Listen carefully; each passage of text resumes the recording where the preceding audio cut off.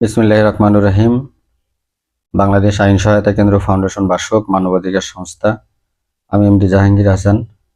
আমার কেন জানি মনে হলো যে বর্তমান বাংলাদেশে যে রাজনীতির পরিস্থিতি বা 12 তারিখে আমাদের দেশের নির্বাচন হবে, বাংলাদেশে ফ্যাসিস্ট সরকার আওয়ামী লীগ যা করে গেছে বাংলাদেশের কোনো লোকেই সন্তুষ্ট না, এবং হাসিনাকে সরানোর জন্য বাংলাদেশের সর্বস্তরের মানুষ, আওয়ামী লীগ, বিএনপি, মানে অল এভরিথিং, গ্রামগঞ্জে দেখবেন মা বোনেরাও সবাই এই আওয়ামী লীগ সরকারকে বাংলাদেশ থেকে হটানোর জন্য সবাই রাস্তাঘাটে নেমেছিল। আমিও নেমেছি। আপনার 5ই আগস্টের বৈষম্য বিরোধী আন্দোলনে আমিও সক্রিয় ভূমিকা পালন করছি। যারা সামন থেকে যারা নেতৃত্ব দিয়েছে তারা আজকে দেশের সরকার হচ্ছে। আসলে এটা তাদের ঠিক হয়নি। আমার মনে হয় বৈষম্য বিরোধী আন্দোলনের একটা সংগঠন যদি তৈরি করতো বা একটা সংগঠন থাকতো, বাংলাদেশের যে সরকারই আসুক না কেন, ফ্যাসিস্ট সরকার আওয়ামী লীগের মতো যারা কার্যক্রম করত, এই বৈষম্য বিরোধী আন্দোলন, এই সংগঠনটা যদি তাদের বিরুদ্ধে উঠে দাঁড়ায়, অবশ্যই বাংলাদেশের সরকার যেই আসুক সচ্চরভাবে দেশ পরিচালনা করবে, এটা আমার মনে হয়। আর ফ্যাসিবাদ সরকার আওয়ামী লীগকে আমি একটা বিষয় নিয়ে অনুরোধ জানাবো। আপনাদের দেশে কোনো ভোট নেই। আপনার বাংলাদেশে অনেক আওয়ামী লীগের ভোটার আছে।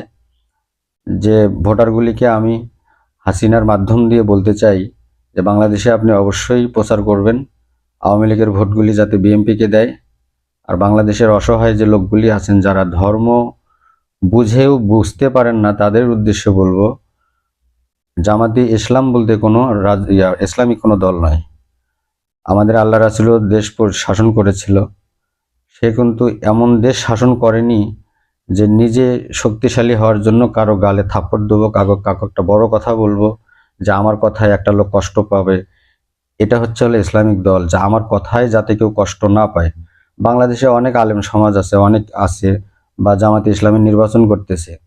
সেই সমস্ত আলেমদের উদ্দেশ্যে বলতে চাই যে আপনারা বাইতুল মোকাররমের খতিব বা ইমাম যিনি আছেন তাদের কাছে শিক্ষা নিয়েন যে আসলে ইসলামিক দল কাকে বলে।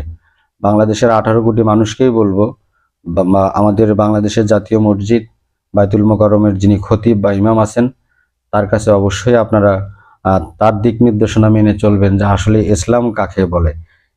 যারা ইসলামপন্থী লোক তারা কখনো রাজনীতিতে যাবে না। আমাদের বাংলাদেশের রাজনীতি একটা জুয়ার বোর্ড। কাকে দেশ থেকে বিতাড়িত করলে, কাকে মেরে ফেল দিলে, কাকে মার্ডার করলে বাংলাদেশের রাজনীতির প্ল্যাটফর্মে ভালো কিছু করা যাবে, আমাদের দেশের রাজনীতি হচ্ছে এইটা।